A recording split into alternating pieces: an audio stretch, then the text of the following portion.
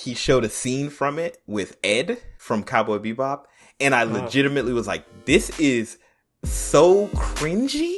Oh, I just wanted, like, it was a child, so I can't fight a child. And it's not their fault. But man, it made me want to put hands on somebody. Like, I was like, y'all gotta stop. And I know what's his name? John Cho.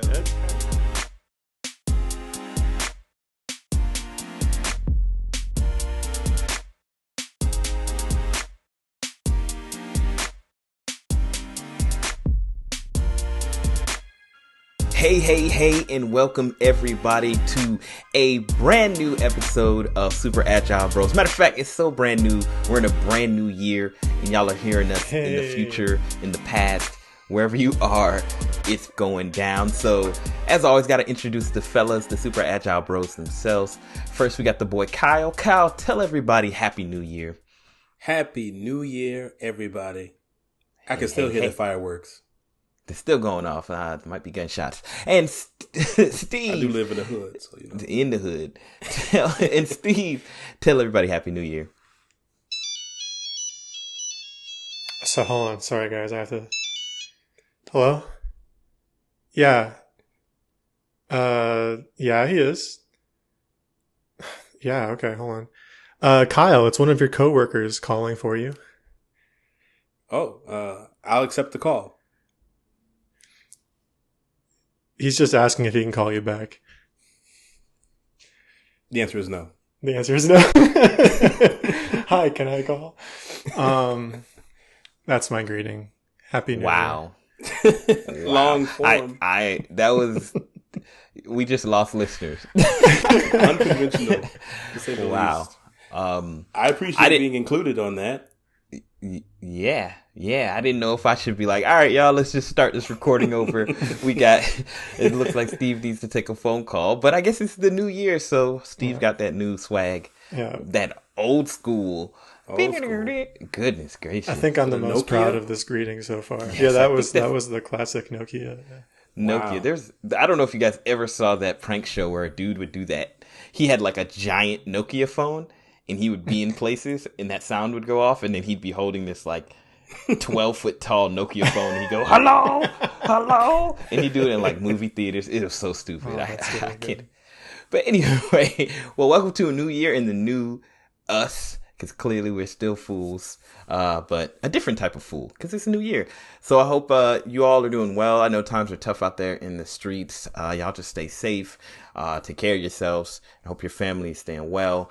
But, we're here to entertain you, talk about some interesting things. And today we got a really cool topic that we're going to be talking about. Today we're going to be talking about video games and movies. In particular, we're going to be talking about video games becoming movies. Dun, dun, dun, the worst thing that could possibly happen. So yeah, let's go ahead and get started. I'll just ask a question out the gate to these guys. So personally, from y'all's perspective, this is your opinion.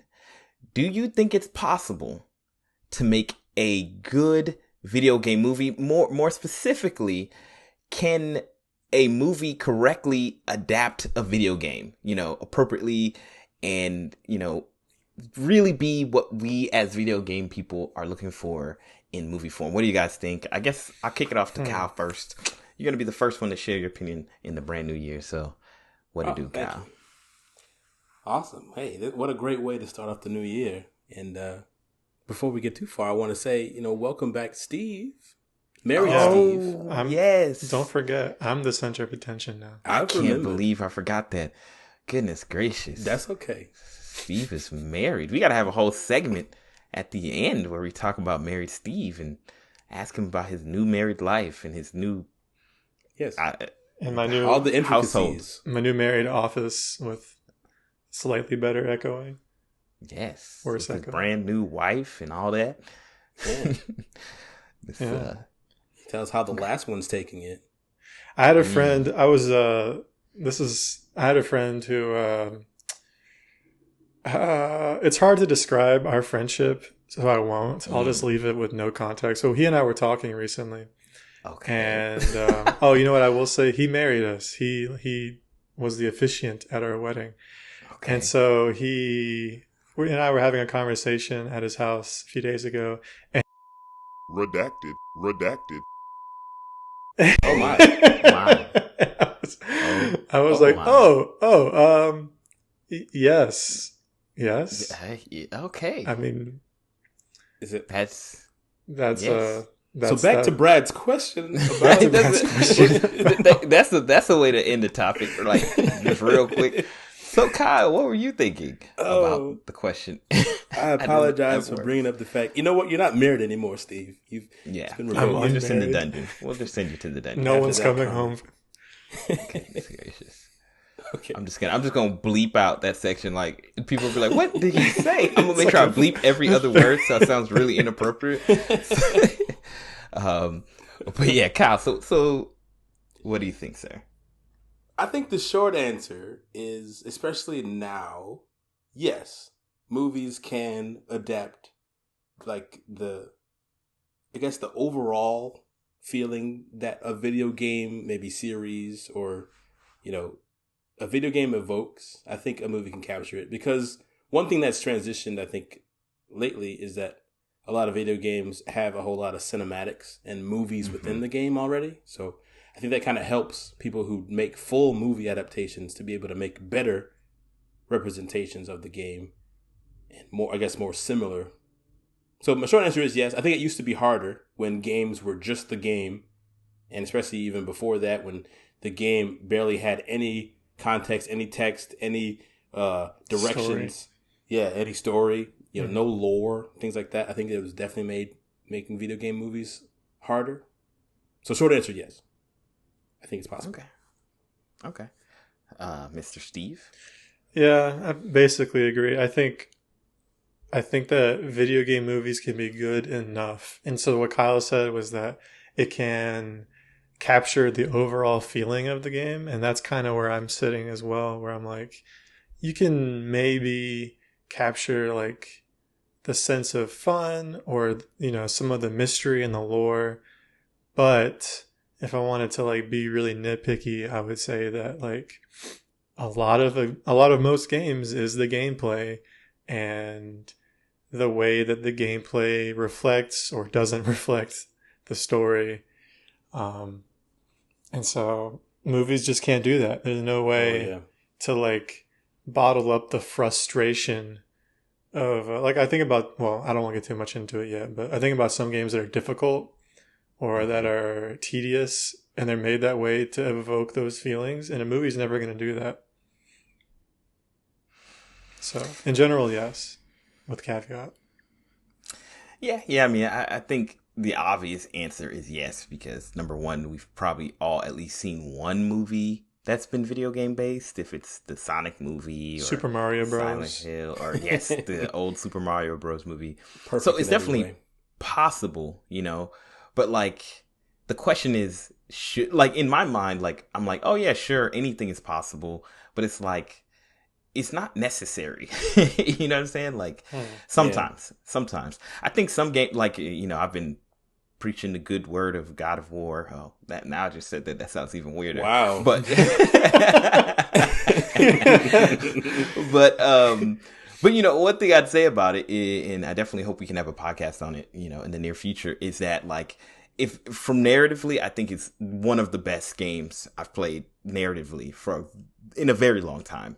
And I said this to myself, to my wife, and I think to you guys, like, I feel like that game could genuinely just be an on-rails movie because of a lot of things they do. I mean, the gameplay services the story. They do a great job of making all of the gameplay feel like it makes sense. But I also wonder, as I think about it, I'm like, man, could you really do this as a movie, though? Like you were just saying, Steve, like, the elements of the gameplay, like you said, there's elements that are purposely made to be difficult, so it feels like you overcame something, and then like your reward is the story or a slowed down, something you get like rewarded for your effort, or you like empathize with the characters, or... Exactly. So you kind of get that empathy. So, I mean, I know, Steve, you kind of shared your opinion, but do you guys think it's possible to translate those type of emotions at all?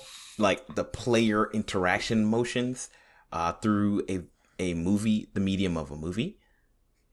Ooh, So interactions, I think, is really hard because in, I guess, the movie terms, whenever someone in the movie like directly interacts with the quote unquote player who's watching a movie, which is just a viewer, it's always like, they're breaking the fourth wall. Yeah. And so to like directly, I guess, engage with a viewer from a movie seems to be a whole lot more difficult than with a game because, there's a character that represents you in the game that you make the choices for to some degree. While when you're watching a movie, there isn't an equivalent stand-in. Yeah. So that's tough. Yeah, it depends. I think it's possible for some mechanics, some like player mechanics, and impossible for others. So like action games require skill and a quickness.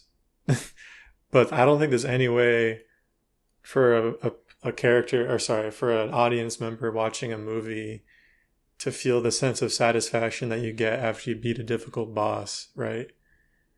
Yeah. I think it's impossible. However, there are some elements like puzzles or like exploration that maybe feel that. Well, maybe not exploration because that also, relies on the character, on the player's skill.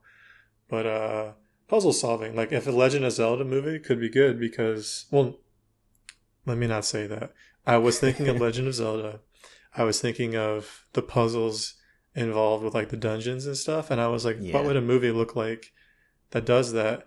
And I don't know exactly what it would look like, but something similar might be like these mystery thrillers where they've written these like intricately crafted mysteries that one or two characters are trying to solve. Like the Death on the Orient Express and the new one that's coming out, Death on the Kangen or something, about the detective who's brought in to solve this like Clue style mystery, and it's like whodunit. All these people in one space, and they're diving into their backstory. Oh, Knives Out was a really good one. Oh yeah, like that was great. Oh yeah, so good. But like that is close because the viewer can actually participate in the mystery and try to solve it before the characters do, or as the characters do. Yeah, that's actually, as you were speaking and you were kind of like saying about the mystery and the puzzle, I was like, yeah, I feel like mystery movies do a great job of making you feel like you're participating in the experience, especially the whodunits, like you said. And even like sometimes horror films or movies that have like, not even just horror films, just like any movie with an interesting plot where like you're trying to solve the same problem as the character in the movie, so you can kind of feel that you're a part of it. And fundamentally the core concept behind video games and as you do game development is giving the player agency, right? Like they feel like they're in control of what's happening in the world, and they're what they do. Oh, if I hit this character is actually meaningful and changes the gameplay. And I wonder if, fundamentally, the medium of movies in general is just I don't want to say passive medium, but like I wonder, like you ever watch a TV show and it has, have you ever heard of the not augmented reality, but it was AR, the original AR, maybe it was called augmented reality. It was like an AR experience where like they create a website or they create some type of real thing in our world where you can ARGs. interact. Yeah. Augmented reality games. Yeah, like ARGs. And, it's like you were like, Lost was a prolific for it. It actually blew my mind as a kid. I genuinely thought I was tripping. They would put commercials for actual products. No way. Like in the actual, the main company that was called the Dharma Initiative or whatever it's called. Commercials would play during the commercial breaks.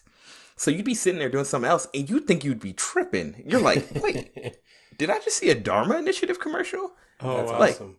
And it like really made you feel like, wait a second, what's going on? And then they had a website. Check us out at this website. And you go to the website and you control the website. And it really was super cool. And some other piece of mediums of media have done it before, but that was like to me one of the best. But I wonder if there's something like that movies could do, where like they could bring in that gaming, like you're playing the game, maybe not at the same time as the movie, but maybe when you step out the theater or something like that. Yeah, I think it's that next level of immersion. Because I read a book that did something similar when I was in middle school, where you'd be reading through, and then there'd be either like a link to a web page or a QR code in there, and you have to scan it, and then it would give you like a piece of pretty much the in between like what happened right before you got to the QR code and what happens after. But yeah, it was a pretty big interaction because it'd bring you to a web page and you like watch these video logs, something completely different than the book, and they'd be talking to you in that moment, whereas in the book is more like a recantation, book style where you're imagining things happening, and so to kind of break you out of that was super interesting. But I think if movies can somehow break that barrier of immersion to where, like you were saying earlier, that agency can maybe, real time would definitely, solidify how much control viewers have. But even if, it is something you can do either after or in between, episodic, I guess, shorter movies, so series, they definitely lend themselves better to something like that. Right. But then what's the difference between a movie or an episodic series that does this and a video game with long cutscenes, right? Like it feels like, say for example, it's a movie where you watch it and there's a clue that leads to the next movie, and only people who solve the clue or cheat can see the next episode. Like that's a game. That's a game with with movies like built into it with long cutscenes. Yeah, it's hard because like even as I think about this, I'm like, well, I mean, fundamentally, I think a reason a movie is because it's a separate medium for receiving entertainment, right? And like you can movify a game and you can gamify a movie, you know what I'm saying? But like the main way that the person interacts with the movie probably defines the medium. But I was actually going to bring this up. I don't know if you guys have seen the Netflix movie Bandersnatch. I was just about to ask about that. Yeah, because that's probably, to me, I mean, it's a movie. Like it's fundamentally a movie. You're watching a story, you're watching things happen, but there's like multiple endings. So kind of choose your own adventure, and you decide how the player does a thing. So it kind of has all these elements. So yes, Steve, what did you think about Bandersnatch? Like, did you think that was a good medium of integrating, gaming and movies or whatever? I wish I could say I haven't actually seen it, but from what I read, it seems like it's probably the closest thing to what we're describing, because I want to say it's a game. It has these game mechanics, but they're so light. You're just picking options that, in a previous episode, I probably would have argued this isn't a game. It's not complex enough. The mechanics aren't really like meaty enough. And so then I would say, well, if I wouldn't call it a game, I guess I have to call it a movie. Yeah. But yeah, I think that's probably the closest thing. And everyone, I mean, I remember a lot of people were talking about it, which is the only reason I know much about it. Because again, I never watched it or I never experienced it. But, yeah, a lot of people were talking about it because it was so different. And I don't want to say innovative because nothing has really happened since then. So it seems like they kind of innovated into a wall. Ooh. But there's really not much else that's like it. Is it like Night Trap? As far as movie to interaction? No, Night Trap is the one where it's women trapped in the house and they have to stop them from like getting killed by the bad guy. Well, I didn't mean not content wise, but interaction wise, because that's all full motion video. Is that Night Trap? Yeah, that's what Night Trap is. Yeah. Okay. Well, maybe. Well, I've watched the movie. Better yet, I've played the movie. And I would say that it's not like Night Trap in the sense that like you're not trying to like solve something. I would say it's just more like a choose your own adventure book than it is like a video game. in my personal opinion, Yeah, because really it's linear. because it's just branching paths. And, fundamentally that makes sense because in a movie you need to film every possible, outcome, right? So you kind of have to, you can't let the person decide that the character in the movie is just going to jump off a building because that doesn't make any sense. Like it has to be contextualized. And I mean, video games do that too. But I say all that to say like, yeah, like I wouldn't say it's like a, what do you call it? Night Trap type of game, where you kind of feel like you're just watching, like Night Trap has a lot more interactions. Let me put it that way. Okay. I would say that like Bandersnatch.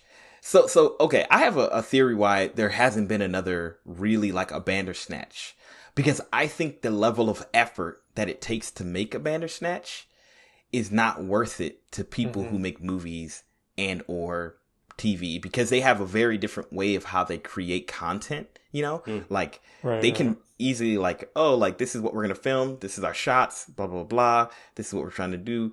Get it done in 2 months, a month, 3 months, whatever. Easy baby stuff, right? But video games take like that iterative process, like what is fun. And that means like you have to fundamentally kind of make the movie, then see if it's good, then remake it if it's not, or change the mechanic. But you kind of are stuck with what you make almost at the beginning, if that makes sense. Oh, yeah. Because you have to film it. And you can't just re-render. I guess you could refilm things, but reshoots, nobody wants to do a reshoot, right? Because you have to physically block out a diner or a street or whatever. So I don't know. I mean, I think that it has to be like I couldn't imagine James Bond being a Bandersnatch type of movie, even to that degree, because of how much effort it would take. So yeah, I mean, I think that like movies should be movies, but like there's probably a whole world where they can really like engage gamers in a different way. Like I think I like going back to what you were saying earlier, Steve, like how do you evoke a particular feeling that a game evokes? Because there's a reason you play a game and not watch a movie. You know what I'm saying? Like, is it just purely because there's interactivity? I mean, let me ask you guys this. Like, if you're just chilling and you have a day off and you have to make a decision between watching a movie and a game, like, what do you think normally makes that decision for you? Like, is it like I don't feel like doing anything and I don't want to play the game? Or is it like, like, I need something more engaging, so I want to play a game? Or, I mean, those are just two choices, but I don't know if you guys have ever had that dilemma, because I sure have. Yeah, I don't know if I thought too much about, like, introspectively, like, what makes me decide one or the other. I think I would have to say that it depends on whether I want to do something and participate and solve something. It also depends on the game itself. So, like, usually my option isn't, do I want to watch a movie or play a game? It's like, do I want to watch something random on Netflix, or maybe watch the anime that I've been watching? Or do I want to play the game I've been playing? And so that's more specific. Like, yeah, because I might be playing like 2 or 3 games. I might be watching 2 or 3 shows. And so it might depend less on the interactivity and more on the specific thing that I'm craving that moment. Like, I really want to play Death Stranding. I want to hike in the mountains and see vistas and listen to chill music and solve this weird mystery. Or, I really just want to catch up on Digimon because I haven't watched it in 2 weeks. Yeah. I think I have a similar one or similar perspective. It's the barrier to entry on the activity definitely is, because even when I do have like a certain amount of time where I'm not doing anything, how much time I have in that moment kind of dictates. Like if I only have for sure, an hour and a half, and I know there's a movie in my backlog, then I'll likely watch the movie versus play the game.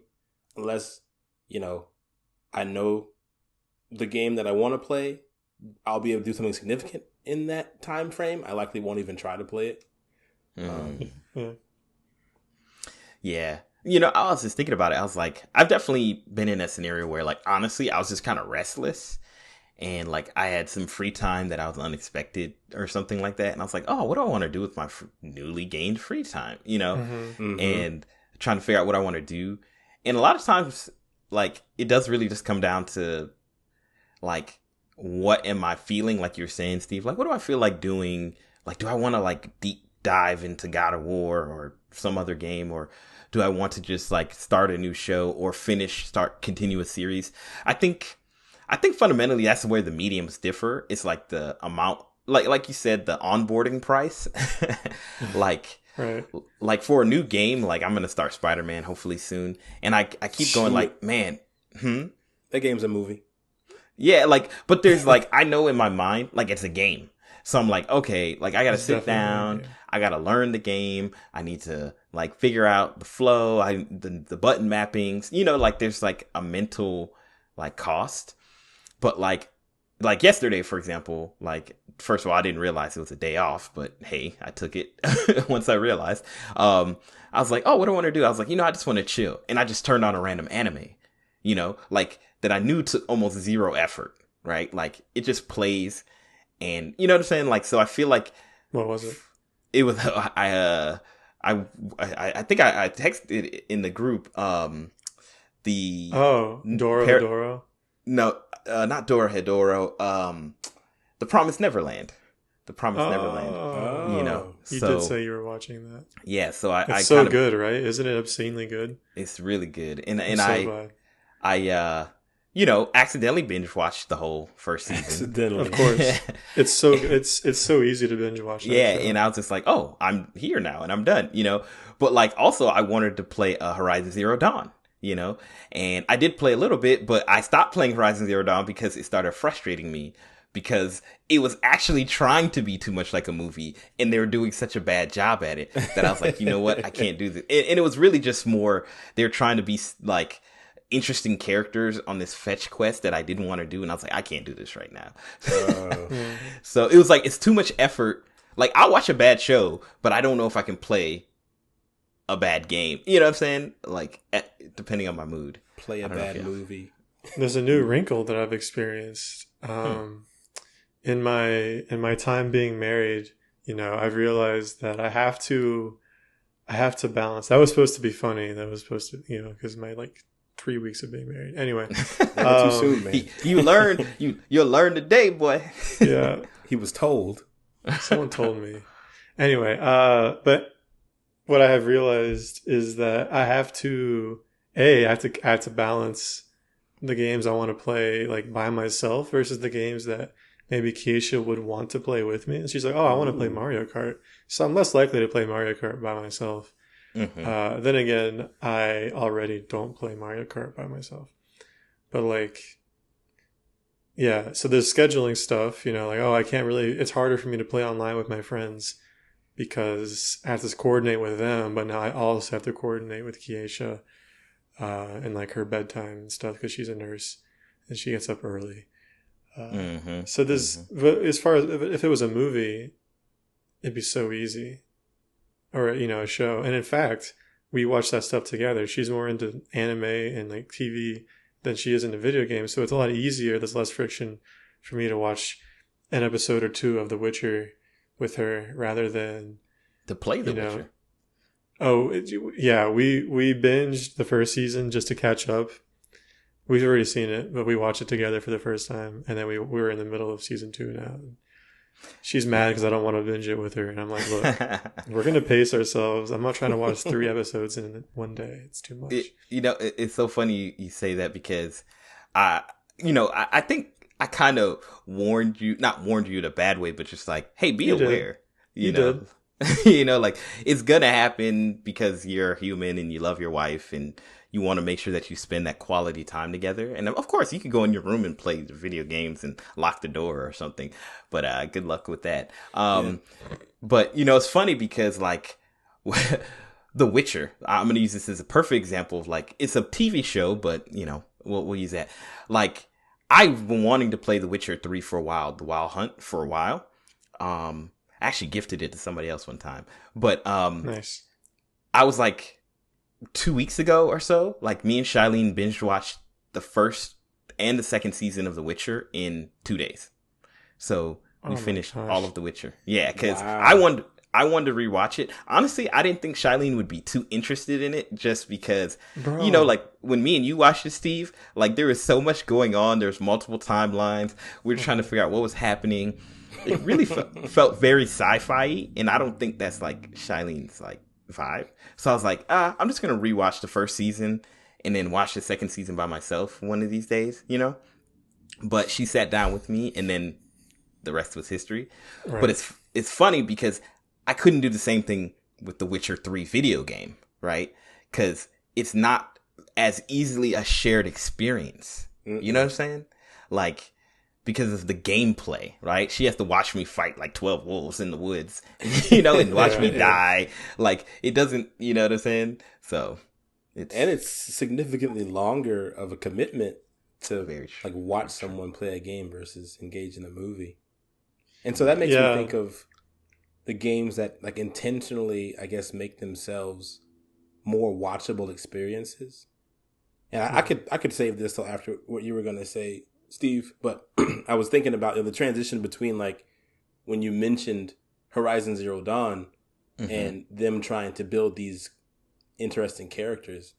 You know, thinking about games like I can't remember the studio, but games like Heavy Rain and Beyond Two Souls and Detroit Become Human. These games that are Quantic like, Dream, I think. Quantic Dream, yeah.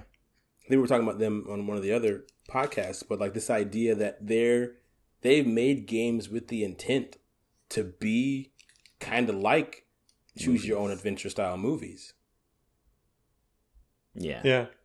And it's not just them. Remedy, right? With Control, Alan Wake is very cinematic. Like it's heavy on gameplay, but like it reads and it's even broken up into episodes. Yeah. Oh wow. Yeah. There's like small breaks between different set pieces, I guess. And then so Control came out. There was another one they did, Quantum Break or something. Yeah, you know, like I think in general, like this conversation to me always like just like there's a reason that you don't see a lot of like heavy crossover of media types because number one, it's hard, right? But number two, it takes away from one element of the other, right? Like the more I play God of War, the more I'm like, man, I'd love it to be a movie, but also like it's a game, and I would probably be really upset if they just took all the gameplay elements away. You know what I'm saying? Ooh, sure. Yeah. And also I have a choice. I can kind of choose to play more gameplay because they'll be like, hey, there's this random mission over here and, you know, side quest here. Or I can main path it if I want to get more story, but get the more cinematic elements. But like in a movie, like I wonder if a movie could even get away with that because like going back to Bandersnatch, like you can't really skip those choose your own adventure points. And then say you just like are arbitrarily choosing stuff, like it'll give you the quote unquote bad ending and you didn't see the movie you wanted to see. So like you're like, oh, I gotta actually pay attention to this gameplay part. You know what I'm saying? Oh, like it's like the worst of both worlds. Sometimes. I mean, some people do it well, but so how long is Bandersnatch? Man, this is a movie, right? It's like an hour and a half. Like if you were just watch it, it's an hour and a half. And I would say that like the gameplay elements, quote unquote, are definitely frequent, but like not as frequent as you would think. And a lot of them are, some of them are like in games where you have to make a choice with an enemy or with a character NPC, but it doesn't really matter what you said. It kind of just, the dialogue might be a little bit different, but the outcome is the same. You know what I'm saying? Oh gosh. Yeah. Those are always fun. That's a week. Yeah. So here's, what was I going to say? I think a lot about girlfriend reviews. Because they focus on how watchable a game is, but I don't really think that's exactly what we're talking about because it's not about watchability, it's about transformability, movie ability. But I guess they would be similar. But yeah, we were talking about how niche it is to see these games that are like almost movies.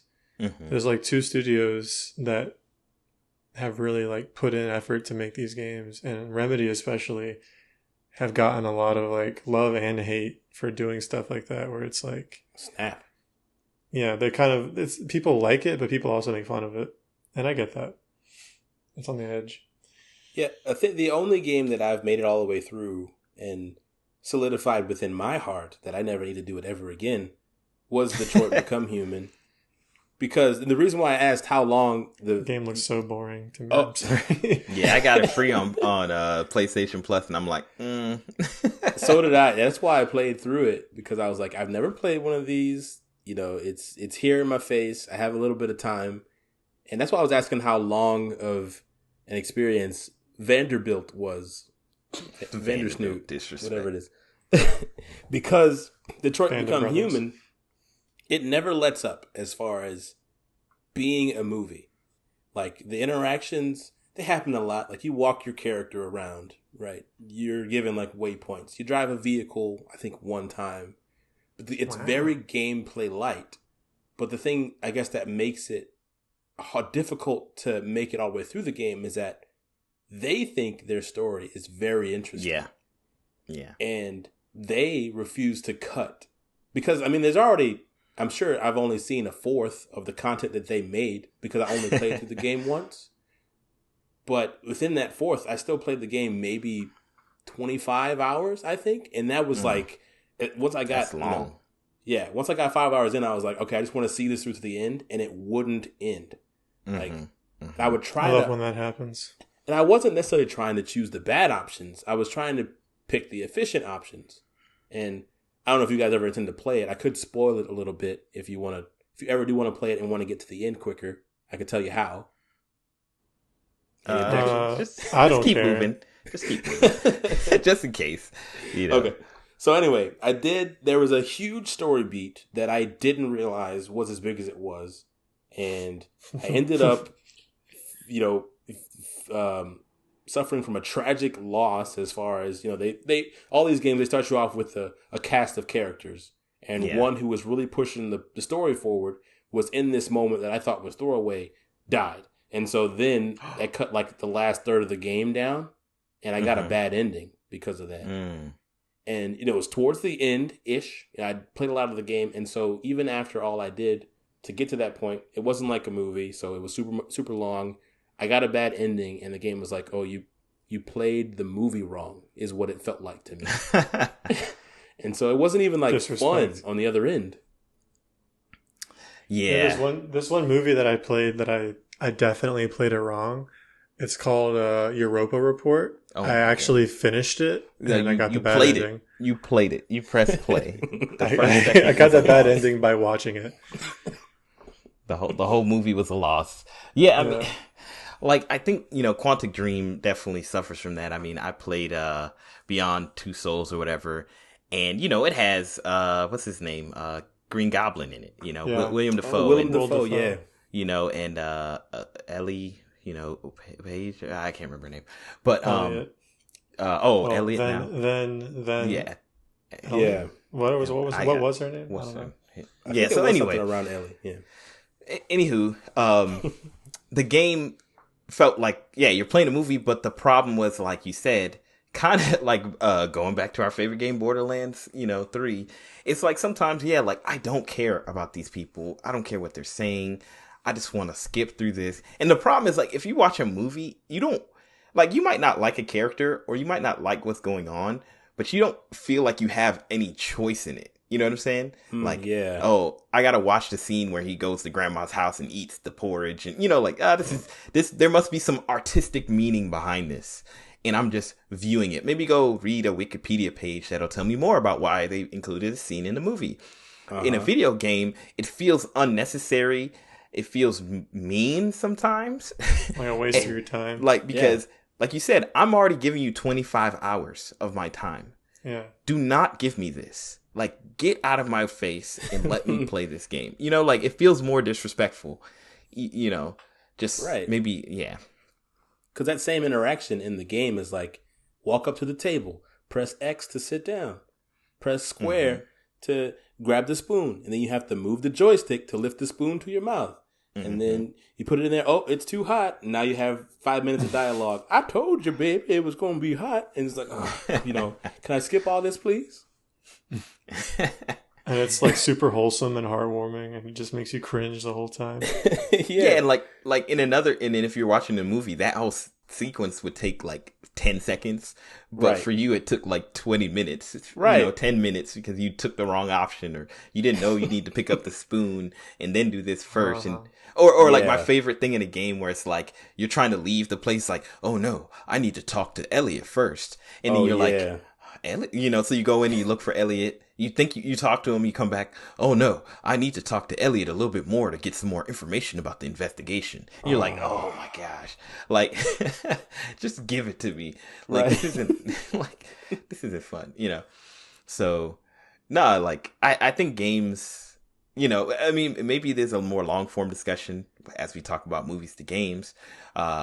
So going back to the game to movies topic, like, because there's something one of you guys said about so let me ask you guys this. Like, I've always thought about this, like, what games lend best to like becoming movies? Because like recently, one of my favorite, I guess, games to movie franchise has been the Silent Hill franchise. I know, Kyle, you're not like a big horror movie fan, but like, as far as like what Silent Hill was trying to evoke in a game, like, I feel like they really did great on the screen, it's like really cool story, horror, crazy looking creatures, you feel unsettled, you feel like you just want to get out of there, you know what I'm saying? Like, it makes you feel that while you're watching a movie. I don't know if you guys have either seen a movie that does a great transition to movies, game to movie, or like what kind of games you feel like really lend to being in a movie.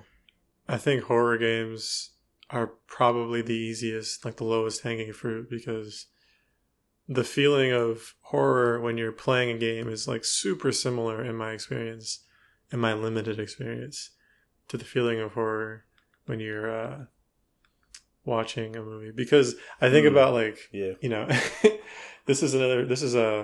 time I watch a horror movie with Keisha, she's always complaining about people making dumb decisions. Like, why would you go in there? I would have left the house. I would not go down that basement. Why didn't she have a flashlight? Blah, blah, blah. And I mean, those are good complaints. Like, that definitely can take you out of the movie.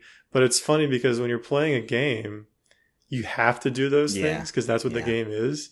And so you still kind of feel like, I would never do this. I would just leave. But at the same time, some games do a good job of like it. When you're watching the movie, you're like judging the character. But when you're playing the game, you're like, well, this is why I have to do this. Like, you feel like the reasoning makes more sense. Making like calls. Even Outlast, right? Have you guys played Outlast? Mm-mm. Or seen any of it? I've seen a little bit of it. A little bit, yeah. So briefly, Outlast is a game where your character, you're a reporter, and you drive up to this old like psychiatric hospital at night, and you try to get in, you can't get in, so you basically like sneak in a window. I have played this a little bit. I just forget. Yeah, I have played. And then once you sneak in the window, basically you're attacked and are like trapped in the house or the hospital, and you have to like find your way out.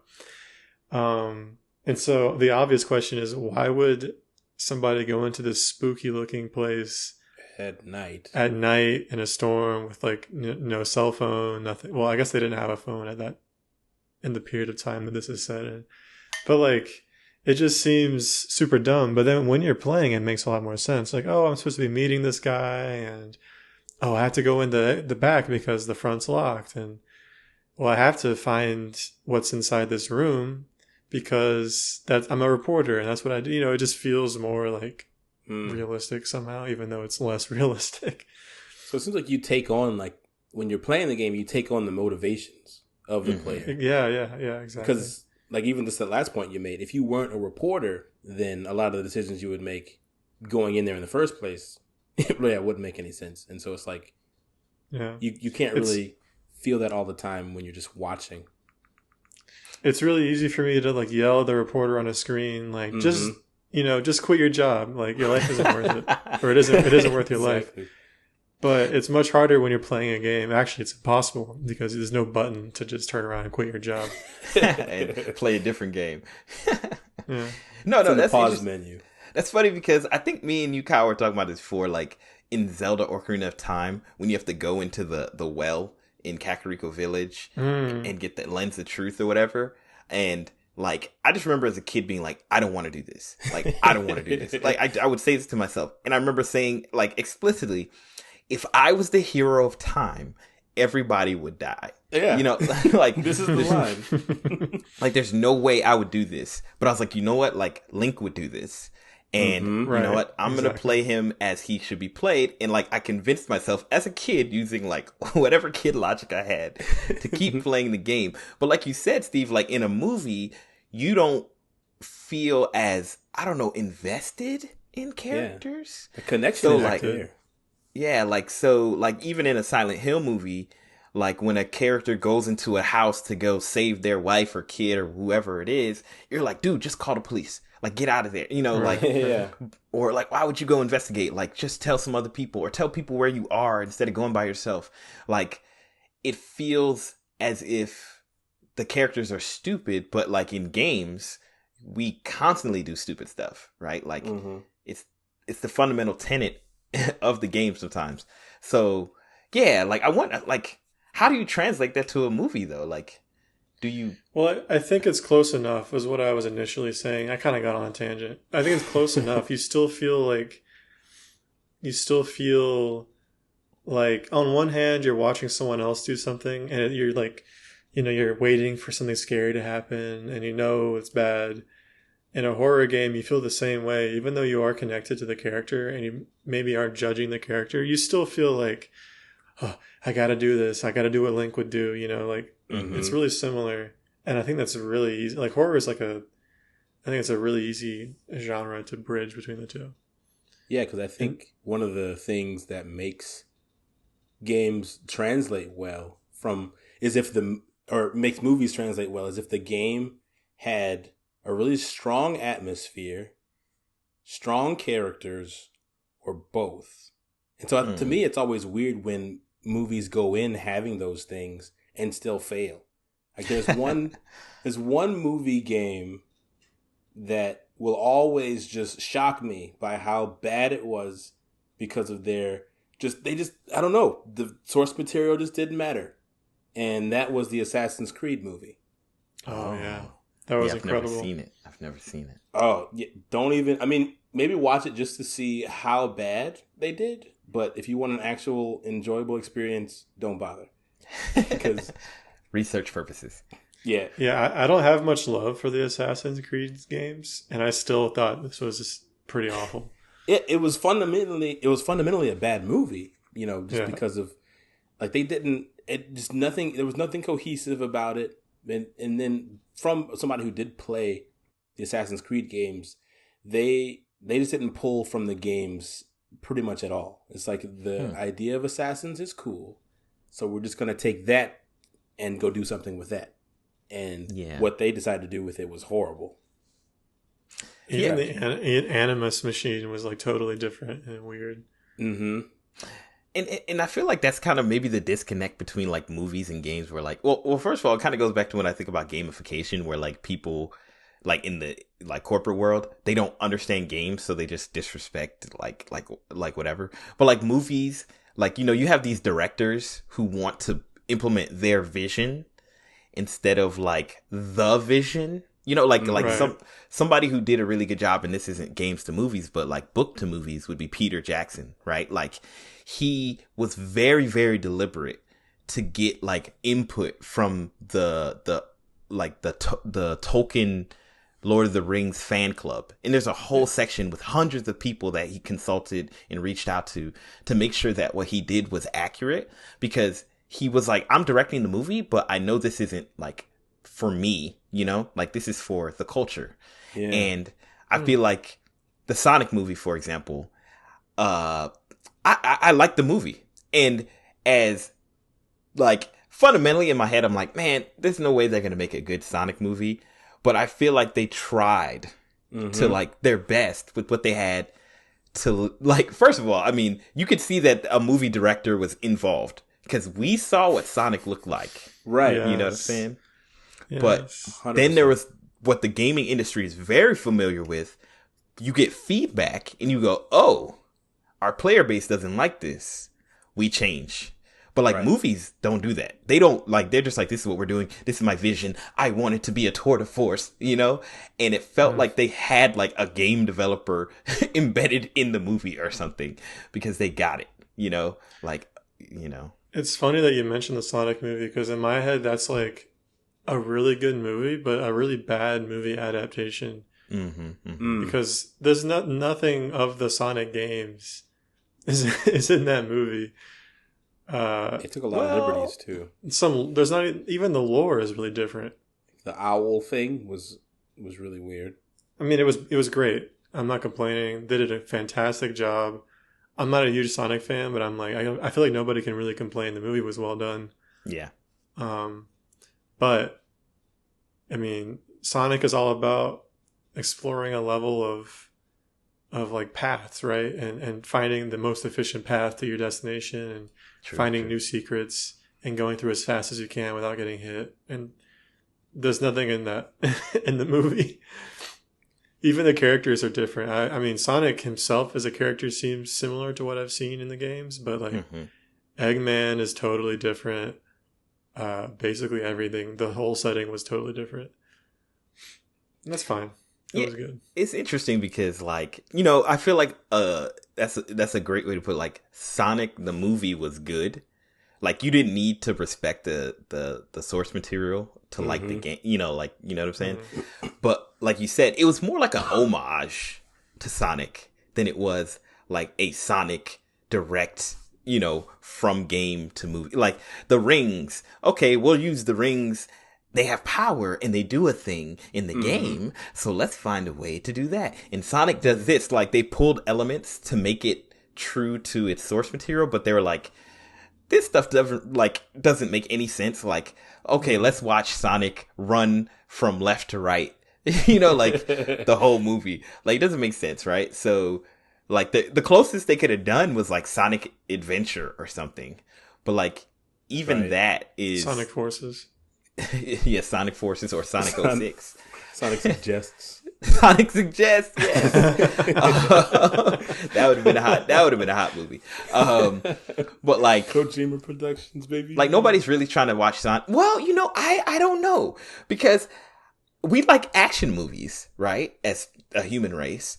And a lot of times action movies are just like people shooting and throwing grenades and karate chopping each other. Like and it's a very like video game, like, you know what I'm saying? Like, couldn't you translate some part of Sonic into like some kind of interesting action moment where like he's, you know, I mean, they had action moments, but you know what I'm saying? Yeah, you know what I'm saying? They had some moments where he was doing his Quicksilver scenes. You gotta go fast, and going through the city while it was frozen. Like they did that, kind of. I think one thing that's kind of helped the Sonic fans and people who don't know, I guess, too much about Sonic, everybody kind of meet in the middle, is like this idea within the last decade, I guess, that's been normalized of cinematic universes. And so it's like, it allows people to accept things that maybe aren't in the core lore, whether it's a book or it's a game. Or a comic. Yeah, or a comic, yeah. And so the movie kind of takes those liberties, as long as, like, I think what you said before is that Sonic, pretty much, he still embodied the same attitude of the Sonic that everybody who, no matter where they first interacted with Sonic from, knows. Like, Sonic was still Sonic. Yeah. And so I think it had that feeling, the overarching feeling, which is what Kyle said at the very beginning. Even though you don't have the feeling of like going through loops and jumping off spring pads and avoiding enemies and collecting rings, you still have the feeling of like carefreeness and joy and that like open, like that like optimistic charm that I feel like the games have. Yeah. And I just wonder if it's even worth it, right? Like to really directly, like, okay, Assassin's Creed, they have no excuse because like there's plenty of cinematic story writing they could use. Like there's, they could pretty much one for one the game and they could probably make a movie. Oh yeah. from a story point. So that's just to me arrogance. Like that's somebody who doesn't care about the source material. Right. But like Sonic, I think they had enough respect to say like, hey, like let's make a fun movie because that's what people love about Sonic. And yeah, I guess they could have made a lot more action scenes really fast, him going through loops, jumping on people's heads. But like, would that have added value to the Sonic movie? Right. Like, or would that just be like, oh hey, like as a fan service? You know what I'm saying? Like to Yeah. No, I think you're right. I think they towed the line absolutely perfectly. Mm-hmm. Yeah. Yeah, because too much of that stuff would have been pandering to the fan base, and they would have saw right through that. It's like Yeah, go ahead. I wonder if it helped that Sonic Mania had like just come out recently. Probably. And that, people were like, oh, we finally got a good Sonic game. Although a lot of Sonic Mania is kind of old. It's like remakes and stuff. But, there's some good stuff and there's some new stuff. And I mean, any good Sonic game is worth noting. It seems like it was like, what, 2 years before that, 3 years? Yeah, I mean, not super recently. But... So, okay, now let's think about a movie. I haven't seen it because I don't know if I can do it to myself. I've debated it multiple times. Oh, Is God. the Doom game with the Doom movie with The Rock? Have either of y'all seen that? Because no, I haven't. I might have saw the Doom movie until they actually tried to pander, and I was like, I'm good. I'm out. And because of that, I'm out. Like they did the first person shooter element when with The Rock, like, and they showed that in the trailers, and I was like, oh my goodness. Mm-hmm. Like, I don't know, like, you would think like as a game person, like that would be like, yeah, like, but it felt, I don't know, it just felt more disrespectful for some reason. Like really, y'all, like y'all got The Rock in this. Like, that's what I'm saying. Like it would have been bad regardless. Mm-hmm. I think it goes back to kind of what you said earlier, is that we go to games for games and we go to movies for movies. So for them to kind of shove, oh, you like first person shooters down your throat and say, well, we put first person in our movie, so come watch it. And then it's like, well, no, that you don't get me at all. If that's what you think I want from a movie, I want that from a game. Right. Yeah. So right. It's like really understanding the audience. And that it was probably very disorienting too. Yeah, and I think you hit a really good point. Like that at the end of the day, like the reason like a gamer wants to see a movie about their favorite franchise is because they want to see their franchise shine. Right? Like they don't necessarily care how you implement the movie per se. The mechanics of the movie. Or the mechanics of the gameplay. It's more just about like, hey, like, do my people right. Like, think about how y'all feel about the Avatar movie. Like, oh my gosh, right. I personally have a different feeling about it because I just saw it with a different mind. Like, I just said, let's pretend like the show didn't exist. Like, that's what I did. I had not seen the show when I saw it. Oh. Yeah, so I didn't think it was that bad at first. Yeah, that's what I'm saying. Like, if you remove that, like you feel like, oh, it's okay. It's a decent like movie. It's not good, like great or anything, but like fine. It's entertaining. Yeah. But like because of how it does the source material so bad in a movie and a TV show have so much like you can connect with. Just like if you go, so like anytime I go, like for example, I see the Death Note movie on Netflix, I immediately take away. I go, this isn't Death Note. This is the Death Note movie. Like I have to separate the two, and then I can appreciate it for what it is. But like the movie world in general is trying to pander to us, so we and we care about the material. Like once again, that's just my personal take on a lot of stuff. But personally, I'd like to see a great representation of video games in movies. So I don't care if there was a first person. I just want it to be good. You know what I'm saying? Ooh, you know what I saw on Netflix? The Full Metal Alchemist movie. I still haven't watched that. The live action one, the Japanese one? Yes. It was good? Bruh. No. That's why I haven't. I keep being like, That was like the first of their live action movies that came out, and then Bleach came out. Yeah, Bleach.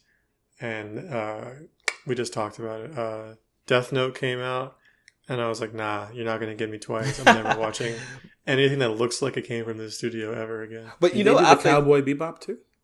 Yeah, I'm not watching I that. can't watch Cowboy Bebop. I'm not gonna do it. It got canceled. Yeah, and that's enough for me to hear and go, okay. Matter of fact, I saw a scene because of one of my favorite YouTubers, Omni. He showed a scene from it with Ed from Cowboy Bebop, and I legitimately was like, this is so cringy. Ooh. Like, it made me, like, I just wanted, like, it was a child, so I can't fight a child. And it's not their fault. But man, it made me want to put hands on somebody. Like, I was like, y'all gotta stop. And I know, what's his name? John Cho. Ed's kind of cringy in the show, so it's not that bad. But animes can, like, get away with a cringy character and it still feels great. But, like, to see, like, a little kid badly acting and trying to, like, I'm gonna send it to y'all and you're gonna be like, okay, I'm definitely never watching this. Yeah, I haven't seen it. Yeah, I'll send you the clip. It was so. I get angry. I saw this clip. I saw this clip that drives me crazy. It was a Jet talking with this old lady. I don't know. I don't remember the episode. You've seen this clip, Kyle. Mm-hmm. Is this the live action? It's a live action. Okay. I don't know what episode it was pulled from. I don't know the context of the scene. He's talking to this old lady. I guess she's some kind of power broker or something, and she says something she says something to him that is blackmail, and he's like, I think he basically calls her out for blackmailing him, like, oh, I think you just blackmailed me. And she saunters up to his face, and she's like, oh, Jet, but you're black and you're male. like turned inside out. Who gets the hands, the old lady or Jet? Like, tell me. Everybody getting the hands. Both of them. No. I have to give it to the old lady because I choose to give the black actor the benefit of the doubt. I'm treating him like Sam Jackson and Django Unchained. Like he's just there to play his part. He's just playing his role. Sadly, I have to blame John Cho, because he, I think, directed it or whatever. Because, know better. Yeah, like, I think, like, all those scenes, and from what I understood, he cared about the source material. It might just be one of those situations where he might not be good enough to pull it off, Like, it's not that he did it wrong, it's just that he did it badly. You know what I'm saying? So, do you think that's what happened with M. Night Shyamalan in Avatar? No, I think M. Night Shyamalan did it. M. Night Shyamalan. And yeah, me too. That's what I'm saying. Like, is it his fault? Yes. Or is he just not talented? I think it's not. I think it's the person's fault who gave it to M. Night Shyamalan. Because I blame them both. Like I think that they gave it to M. Night Shyamalan because, it's an Asian movie and he's an Asian director, so it kind of makes sense to put him in that role, and it's kind of cool. But he's not the right Asian director to do that movie. That movie had no accountability. They got things fundamentally wrong. Yeah, it's it couldn't even be a good movie, in my opinion, because of what they did to it. It was, I don't know. Well, I have a soft spot for Avatar. That's what I'm saying. It's so good. I encourage you to sit down and really try to purge your mind. I watched it. I watched it with new eyes recently. No. Julie did. The way you're talking right now tells me them new eyes was the same eyes, but with contact lenses so you could see better. Look here, man. He was still wearing his Avatar tinted glasses. He was wearing contacts and glasses. No. So from what I remember, when I had new eyes, I was like, this is cringy, and I wish I hadn't paid to see this, but it's fine. Mm-hmm. But then when I watched the cartoon, I retroactively became angry. Ooh. I would recognize scenes from the movie, and I would be like, there is so much more nuance and context and just charm in this show. And it made me angry that I had seen the movie, even though I had seen it years ago or beforehand. So, and I'm an adult watching the cartoon. what makes me angry about the movie is because they objectively didn't do anything new. They lifted from the source material and made changes that didn't need to be made. That didn't need to be made. And so that's... Ong. Huh? They called him Ong. Yeah, everybody's name was wrong. Why? Well, okay. Well, first of all, that's disrespectful. Matter of fact, I'm watching an anime now where the character's name was Hamada, but they call him Hamada. like, I'm like, come on, y'all. Like, Hamada. Like, this is a Japanese name. Like, this isn't even like a difficult one. They're like Hamada. And I'm like, come on. Like the Japanese actors are mispronouncing the No, name? it's a dub. It's a dub. Oh. So you know it's the L if it's a dub. Hey. but okay. I'm not defending this movie, but this is my take on it. So think about Steve again. Let's go back to Steve being the guy who's never seen the TV show and watched it. Yeah. And he said, "Oh, that wasn't a great movie, but I was entertained and it was relatively good." The reason he could say that is because he had no knowledge of the source material, had nothing to work off of, but could watch the movie from beginning to end and still feel like he understood what happened and it had some interesting scenes. The problem with the movie is that a movie is a lot of times introducing brand new content to a brand new audience. So they don't have the benefit that that Aang or Ang is this type of character or Kiara is this type of character. You know what I'm saying? Like they have to build that in the movie. So sometimes you have to make bad decisions because you only have an hour and a half. No, seriously, because if you're basing it off of source material that has built character, the reason we love Ang and oh my goodness, you got me.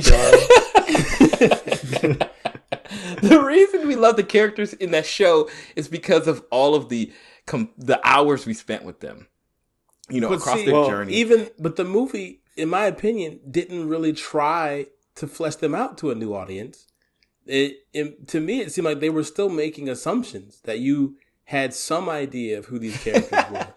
No, I don't agree with that. Maybe I have to go watch it again because I don't recall that feeling. But maybe you're right. I mean, it's a 2-hour movie that's trying to fit the entire first half of 3 seasons. I say that because they skipped over stuff.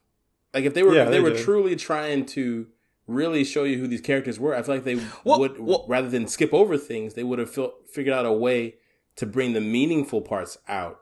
My point is not that they were trying to do that, is that they couldn't do that. So they have to make bad decisions in order to bring a character that's so much more deeper. So like from a moviegoer, the reason I think the movie isn't great is because you see Aang do something and you're like, why would Aang do that? Like, because they haven't explained it to you and they can't because they don't have the time because there's a whole bunch of characters and a whole bunch of stuff going on.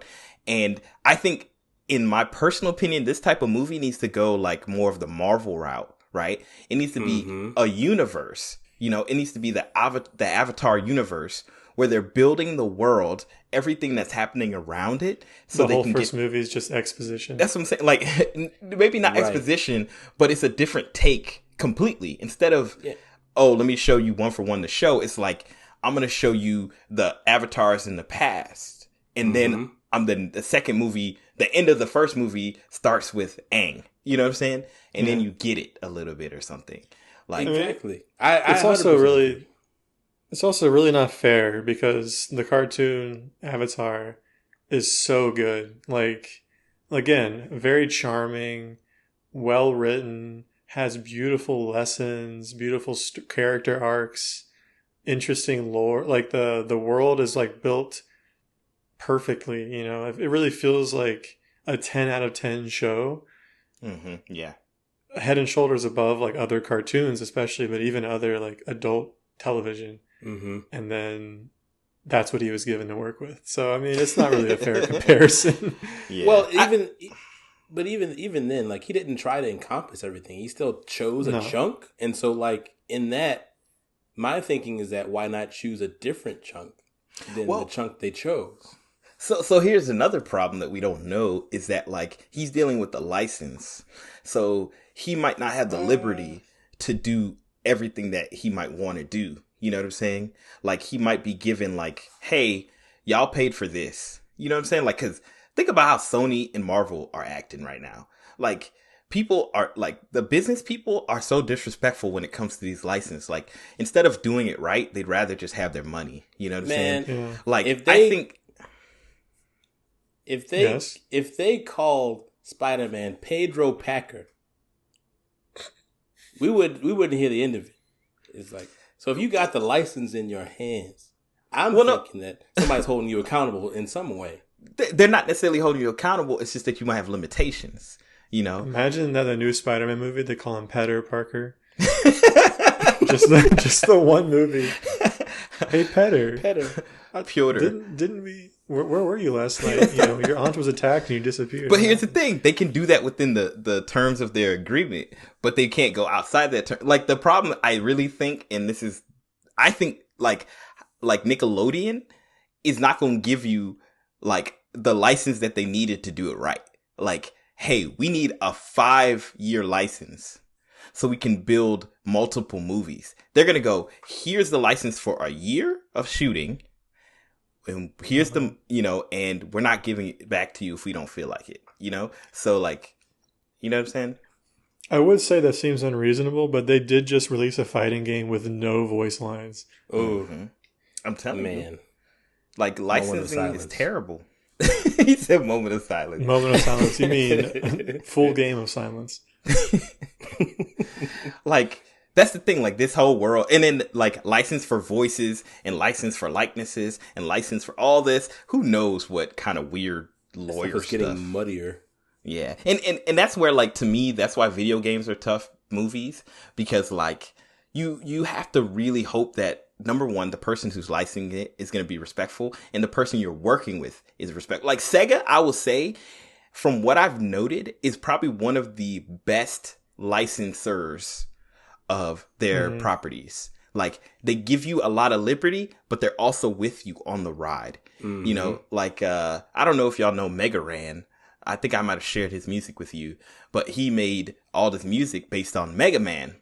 Oh yeah, And- you showed me that before.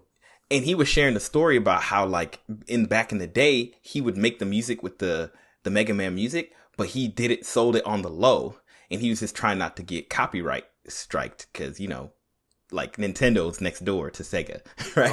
Oh yeah. Right. But what happened is Sega found out about him, and they invited him to Comic-Con to perform at Comic-Con with their music, and gave him full rights Wow. to the Mega Man music. Like, that's crazy. You know what I'm It's saying? the same with the guy who did Sonic Mania. Mm-hmm. He was one of the game devs, or maybe he was the producer. This was a guy they picked up for making ROMs. Yeah, They've not already ROM really hacks. shut down a lot of fan games. Now that you mention No, it. they're like the opposite of Nintendo. Yeah. Yeah. And even though the Sonic games have been, you know, more or less garbage for the most part, they do respect they really give a lot of liberties, and I feel like that's why the Sonic movie is probably good. Was good. Because they were like, Because hey, they knew what they were doing. and they came They in knew and, that. like, here's a packet on everything about Sonic, and here's you know, like, Well, I'm sure Nintendo would do that for sure. They would I absolutely. feel like give you what you Nintendo need. will give you guidelines. Like, Oh, yeah. they'll be like, you know, Like the packet Disney is full of level. guidelines. Yes. like Mario can be this height. Mario cannot have a mustache larger than this. I honestly don't. I can't imagine. I mean, I couldn't imagine how the Sonic movie was going to be good, and it was good. I have no idea how this Mario movie is going to be good. Oh, I don't like man. Illumination, but yeah, Mario. We'll see. I guess Nintendo's gonna. Oh wow! I just remember the voice cast. We actually know the voice cast. It might be good. Well, you know, this is funny because I bet you Nintendo has changed over the years, but this is the same company technically that made the original Super Mario Brothers, and there is no respect of None. anything. So They got burned on that. that's probably why they're so serious now. They're like, nope, Well, never again. I think Nintendo of America, who was probably like the liaison with Hollywood, probably wasn't as fleshed out as a company as it is now. Like Nintendo of America now is pretty beast. Yeah. That's a good point. That's very true. I never Familiarity thought is about a that. big part. And the Mario lore has grown a lot since then. Like, that was definitely one of the movies that was going off of a side-scrolling game, and that's it. Where like to this day, it's still hard to know if like Mario is like was the bad guy in one of the movies, in the games, Right. like the Donkey Kong game. Right. Like it's like I guess we could make this work. Yeah, They gave him overalls because it's easy to animate with 2 pixels. Exactly. The lore was nonsense. yeah. I mean, I feel like that's true. Like there's the upcoming Mario movie, and it's like like what's this gonna be? But I feel like there's been a lot of good. Okay. I'm gonna pitch what I think is the best video game movie Let's that hear has it. ever been made. And I believe that would be Wreck-It Ralph. And the reason I say that is because Wreck-It Ralph, though it's not a direct game, right? Like Wreck-It Ralph to this, it truly understood the culture. Like, Yeah. like I felt like, oh my goodness, there were true gamers in this. Not only gamers who played like one game, but they played them all. They understood the culture. They understand the internet. They understand this. They understand what we were like behind the scenes. And they took all these characters. They had, I think they had Bowser in there, right? Yeah, they did. Yeah. He was in the AA meeting. And they made them like really Zangief was in there. Like all these like what a deep cut. disparate, characters from all these different games and made them feel still, even in the goofy movie that is Wreck-It Ralph, they made them feel right. And I felt so much pride walking out of that movie, like to be a gamer. Yeah. Like Wreck-It Ralph to me, I think is the embodiment of what a video game movie should be, I don't know what y'all think. Agree. And that movie had some serious feels too. Like I was tearing up near the end. Yeah, and one of the best plot twists in a movie I've seen in a while. Yeah, I was really caught off guard by that. Yeah, and it's hard to plot twist me, to be honest, because I'm always like looking at everything, and movies are they're pretty weak when it comes to these kind of things. But that one was good. Going back and watching it now, Turbo-tastic. Yeah, man, it was good, and it was just anecdotal. Like, oh, we're gonna tell the story, but you don't. They did such a good job. But yeah, like how they handled, what's his name? Like everybody, like every element of the video game culture, of the video game cameos, even like it was just Hubert. really cool. What got me was that whenever they would do like kind of throwaway transitions and stuff through games and show like the different art styles, and then like when you were in Fix It Felix Jr., how all the townspeople, even though they were 3D models now, they would still kind of jitter like pixel art does. Oh, they walked like Pokemon characters on a graph. Yeah, and like the different sound effects whenever they interacted with stuff, like everything down to the bare minimum was like so thought out and genuine. Yeah, I got one that's gonna beat you. Oh, but only on a technicality. All right, here it is: the Lego Movie. Huh. And the technicality here is that there are Lego games, and the Lego Movie feels very much like the Lego games. I think tonality wise, yes. Yeah. Tonality wise, and tonality wise. I mean, but the Lego Movie was incredible. The thing is, I'm not deep enough into the Lego world, but I feel like Lego games, even like in Lego shows like Ninjaga and stuff like that, like they always kind of had. I think in the more recent past, I don't know where it came from, but I don't know if that's the Lego universe that has that kind of like goofy, funny kind of feel, or if that was. I think that's the Lego brand, because they did like Lego Land and stuff on the PC. Like all those games have a very similar tone to even the games they're making now. Yeah, Lego Island. The OG. The So OG. good. Oh, did I say Lego Land? Yeah, Lego Island. You meant Lego Island? Cool, cool. Yeah. Yeah, but I think the ironic part about the Lego Movie to me is that I've played a lot of the Lego games. Like I played through all the Lego Star Wars. I played the Lego Incredibles, Lego Marvel. And I think my least favorite Lego game that I played was the Lego Movie game. Because That's pretty funny. because it couldn't translate directly from the movie to the game, I think that was it. It felt rehashed because it was like the same mechanics from the games, but it was following the plot of the movie. But I'd watched the movie to get this plot, while the other Lego games kind of sort of follow the plots of the other movies. But because it was Legos in the movie and now Legos in the game, it just seemed like it was just way too much Legos. Like I just couldn't I don't know. It's like when you Google translate something into Spanish and then you Google translate that back into English. And it's like just completely just like, what in the world? Yeah, worse than movie started. That's interesting. We definitely got to have a conversation one day about movies to games. So it's weird because like, I don't know. I feel like this might be what do you call it? A minority opinion. But like, me and Shailene recently went and saw the newest Resident Evil movie. And I honestly think that was a great video game movie. Like as far as translation from video game to movie. But I wouldn't say it was a great movie. You know what I'm saying? Sure. Like, I feel like because it was trying more to translate, like we were saying before, it lost some of that, like what it could do. Because it directly like correlated to like 3 different games, and they like followed almost beat for beat for the most part the games. They did some weird stuff with some of the characters. Like, I don't really know why. Like, they made one of the characters, Leon Kennedy, like a weird.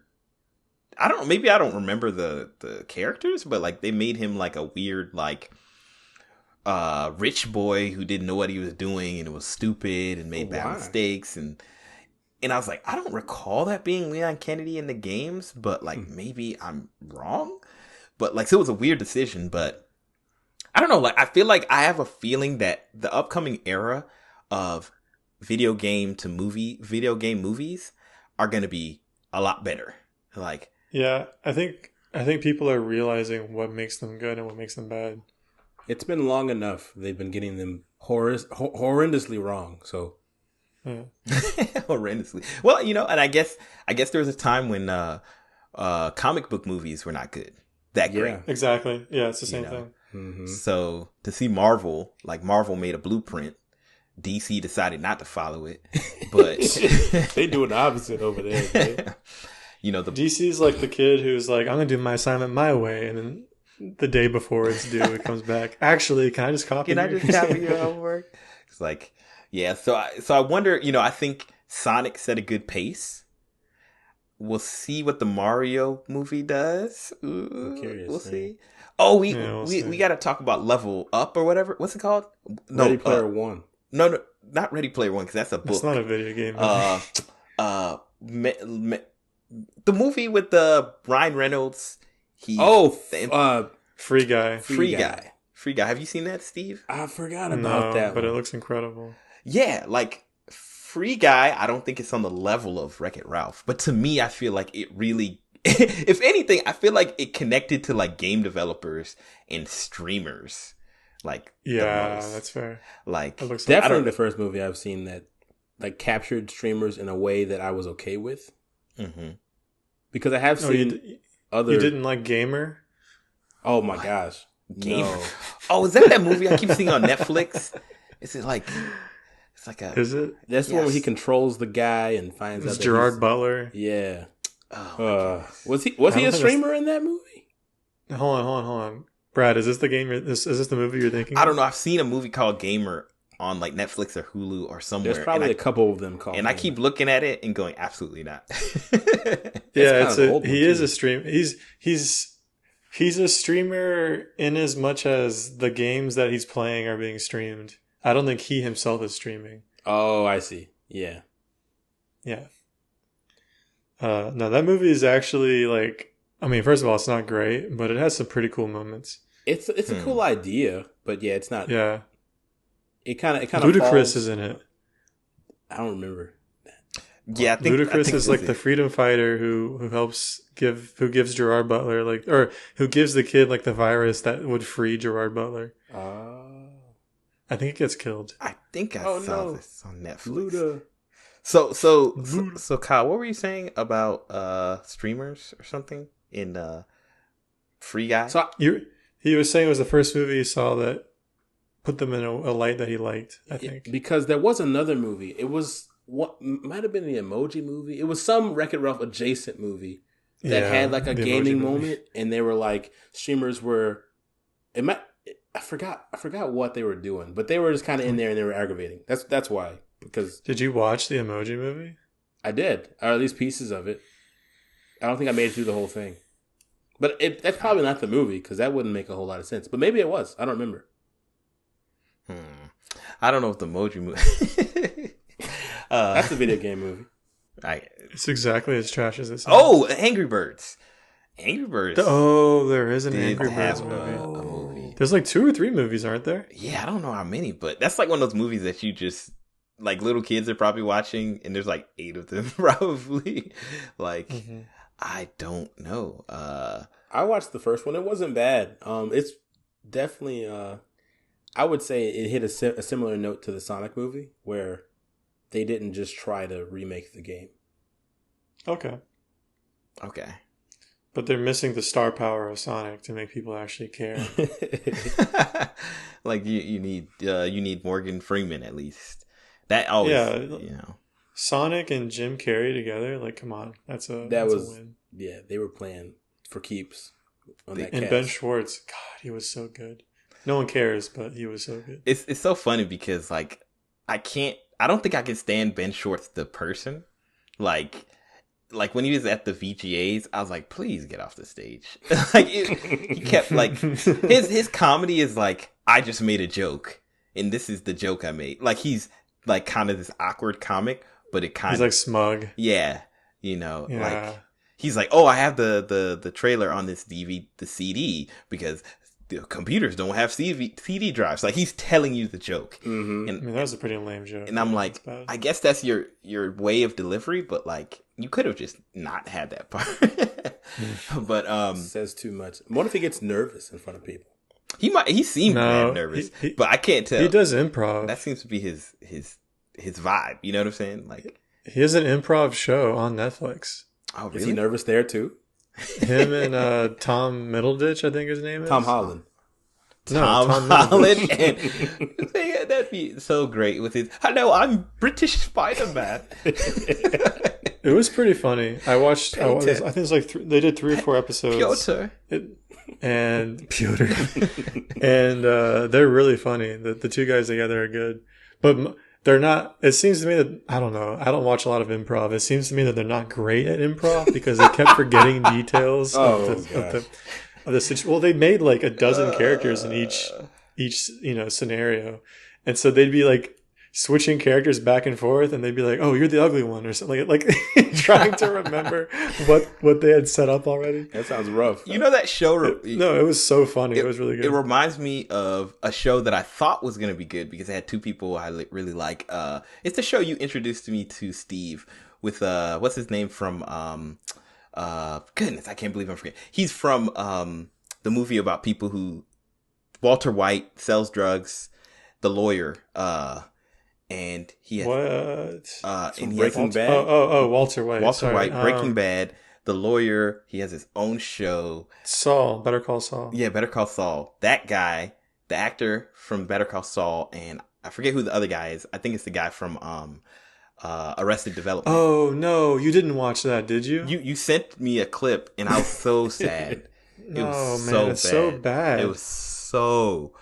Bro, I watched 1 episode and I quit. Yeah, I would have told you not to bother. No, you're the one who told me to watch it. You sent me. You said, "Hey, watch this." You said, "Don't watch this." You said, "Watch this" because I don't know. You had a specific question about some clip that they had, some scene that they did, and you sent it to me. I think to both of us, maybe to watch it. I vaguely remember that, and I promise you, I would have never known about it. It was like semi-sketch comedy.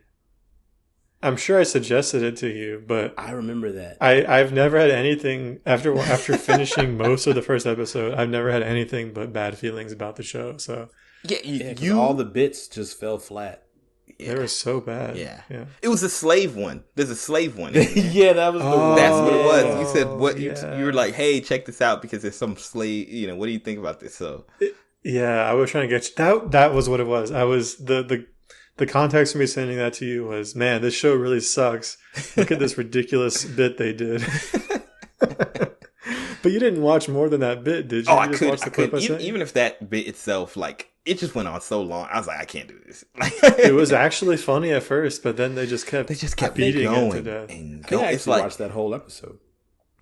You did? It was only like 15 minutes. I think it felt so much longer. I think it was only like 15 minutes. You're right. It did feel like more than 15. yeah. I watched it during my lunch break, and I was like, this is ruining my lunch break. So I just did something else. I watched something else. Like, I can't do this.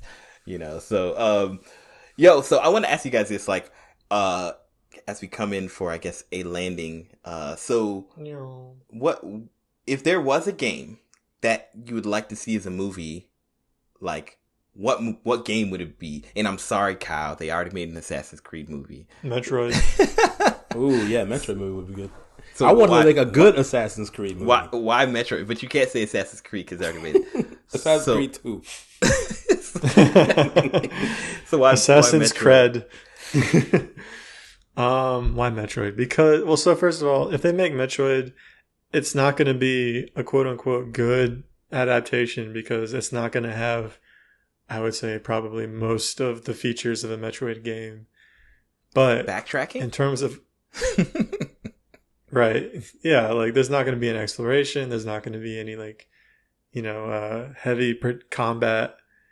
There's not going to be any sense of like, oh, I figured this thing out or I found this. That's fine. But the great thing about Metroid, some of the other good things about Metroid would probably do well in a movie. So Metroid games are big on atmosphere and to some extent that horror element. So depending on the setting, especially the new game Dread, there's like some horror elements in there. You get some beautiful settings. You get some dope lore. You get a cool character who maybe doesn't talk as much as she did in Other M. I think it could be really good. You would need some, they would have to take some liberties. They'd have to have some other characters, because there's not usually many characters in a Metroid game. They would have to have, I don't know, they'd have to do something. It might not be good, but if they could do it well, it could be really fun to watch. And they're good, especially if they don't retread one of the games, if they just go off and they do their own story. Or maybe they retread one of the lesser known games like Prime Hunters or something. Prime Hunters feels like a game that would be good as a movie because it had a bunch of like other villains that she's competing with. And it had kind of like a high stakes situation. I don't know much about Hunters. I just know the story. Like a bounty hunter guild. They could use that and yeah. I mean, it could be good. It would probably just evolve into like a generic looking action game with dressing, or sorry, action movie with set dressing. As long as they do it well, I'd be fine with that. Okay. It would be like the second Wonder Woman movie. Watch. Speaking of second Wonder Woman movie, did you guys a game we totally forgot to mention, the Monster Hunter movie? I haven't seen it. That junk looked terrible. I heard it was actually pretty good. I haven't seen it though. Did you? Wait, it came out already? Yeah. December. We should watch it. Okay, I'm down. I bet it's terrible, but we should watch it. It's probably mediocre. Like that's, I would guess. Yeah. It has Mila, whatever her name is. Yeah. Djokovic. There's too many Milas in Hollywood. Yeah, and how many Milas are there? It's somebody else who I know. From The Rock. Is he really in that movie? No, I don't. Oh my god. There's some people in it. Yeah. I guess there's some people in it. Making Good is in it. That's who I remember. She's in. What? I don't know who that is. T.I. is in it. Oh yeah, my goodness. He's one of the army men. Oh no. Oh, wasn't he an army man in one of the Transformer movies or something? He was a stormtrooper. Yeah, I was thinking like, oh, they probably have one of the guys from Transformers in this movie. He was a stormtrooper. Ron Perlman's in this movie. Stormtrooper. So, no kidding. Yeah, and I don't know if y'all know who this is, but Tony Jaa, my boy, Tony know that Jaa name. in this movie. He had That sounds familiar. he was in a movie called Ong Bak, one of the most ridiculous action martial arts movies of all time. The only movie I'm back. the only movie Have you? Go ahead. You I was finish. gonna say the only movie I've been to where we were high-fiving each other in the movie theater. I'm talking about random people. I got to tell you this Tony Jaa story one day. What? But it was so crazy. Like, seeing this junk live in theater, Ong Bak, nobody was ready for it. Like, nobody. It was the surprise sleeper hit of whatever year that came out. I was literally high-fiving people. I was in high school, and there was a couple. Anyway, that's a whole nother story. But, yes, the Monster Hunter movie. But what were you going to say, Steve? Oh, I finished what I was going to say. I think Kyle was going to speak after me. Oh, I thought you still had something else to say. So I was going to ask about Ong Bak, but it doesn't matter. Yeah, I mean, it's man, I could literally spend 45 minutes talking about Ong Bak. So Let's not do that. yeah. So I'll write Ong Bak down as another movie we should watch and talk about, because We should watch any of these things. We should do any of these things that we've described at some point. yeah. No, I mean, I'm writing all these things. We keep making now. a list. No, hey, we've done some of it. We watched One Punch Man. We did that. Yes, That's you're right. you We know? did do some It's of just, it. right. we have so much content to cover over the next coming months, years, decades, centuries. There's so much that we could do. So, We're all married men with wives and stuff. yeah, we got to talk about our one day, our Minecraft date. So that's a thing. Oh, yeah. So, anyway, Kyle. Speaking of the movie Minecraft thing, Julie listened to that episode, and she might need more convincing. I don't know if. Yeah, I think Kiesha's in the same boat. Yeah. So, I told you can't give them caveats. Once you do that, it's over. Like you're like, you got to make your own fun. I was like, it's over. If they hear this, it's done. It's done. See, I like to warn my wife about experiences, and so that's on that. me. Yeah, like no warnings. Take... You just, if it's something good and you know that she'll like it, this is just me and people in general. This has to do with your wife or anyway. I just say, hey, like, there's a reason I have passion for it. There's plenty of bad reasons for everything. Like, UFC has plenty of things that aren't great, but I'm not going to tell you about the negatives. Like, you'll find them out as you watch. But I want you to, That's fair. And then lose a little trust. No, you won't lose any trust, because I didn't tell you it was perfect. I just told you it was really entertaining and worth your time. And if you hang out with me, you didn't tell me that man's leg was going to break. That's very few and far between. Actually, I would say that's like the least worries. I've seen more leg breaks in NFL and even basketball than I have in the UFC. Yeah, they're bad too. So, how many people? Only a few times have I seen somebody get carted out of an octagon. I've seen it all the time in the football game. Anywho, game. So, okay. So number one pick has to be Shaq Fu, A Legend Reborn. Man, I can't talk. No. You're about to get deleted from this episode. This is gonna be silence when. Come on. So I have two that I wouldn't watch either of these movies because I think that they'd both be horror movies. The first one. This man's going to say Telltale's The Walking Dead as a movie. Oh, well, I guess I just won't go then because that's what I was. Man, no. So the first one, I don't know if either of you guys have played it, but I think Five Nights at Freddy's would be a pretty good horror movie. I think they did that. Had one in the works. They not the official. Scott Cawthon hasn't made one, or whoever. It's not. I mean, you're right, but they did a Five Nights at Freddy's adjacent movie with Nick Cage. Remember? Yeah, and it was horrendous from what I heard. Wait, what? There's a Nick Cage movie where he's a guy who's like trapped himself in some sort of arcade, and he has to survive the night against the demons or something. Yeah, and this man is in the Five Night the FNAF universe. Like what? He was in the pizzeria. No, it's not actually part of the universe. It's just very similar. But the game that I have played recently that I think would do great as a movie adaptation would have to be Bugsnax. Bugsnax. Interesting. Okay. I'd like to hear this. Because I think just because of like the twists and turns that if the right person got their hands on it, it it would 1,000% be a movie I would never watch because it would just be too creepy. Like, I wouldn't be able to watch it. Because like everything is so cutesy in the game. Like I think that they would really dial up the actual intent behind the game as the story went on. Whereas the game didn't do that. It always kept its same, outlook on saccharine. Things. Yeah, the saccharine. Mm-hmm. I mean, they could go for a Lego movie type feel, maybe. Yeah. But if somebody really dial up like the darker elements of that game or into a movie, I'm done. What about Knack? Knack just the whole movie is the last boss fight and just You know what? I'm gonna be bold here. I'm gonna say that Knack would be a better movie than it was a game. I think it would perform better, and I would fall asleep less. Yeah, you'd have less time to fall asleep.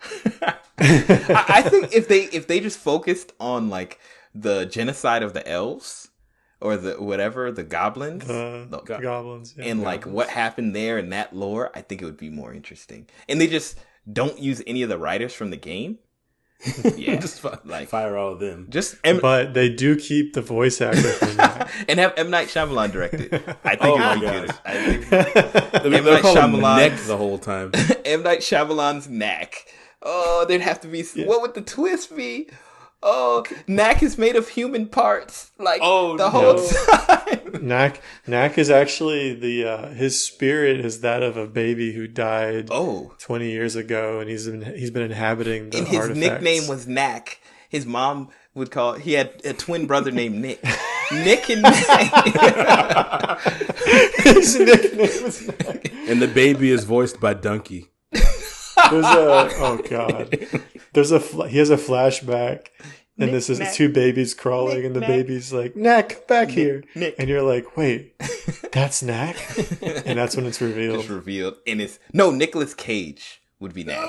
That would be... No. He's not even the character that's called Nick in the movie. Nicolas Cage would be Nick. Oh, so the villain the whole time was this guy named Nick, who's been chasing Knack, and you think he's the villain, but you find out it's his lost twin brother, and that he's trying to save him from the weird scientist who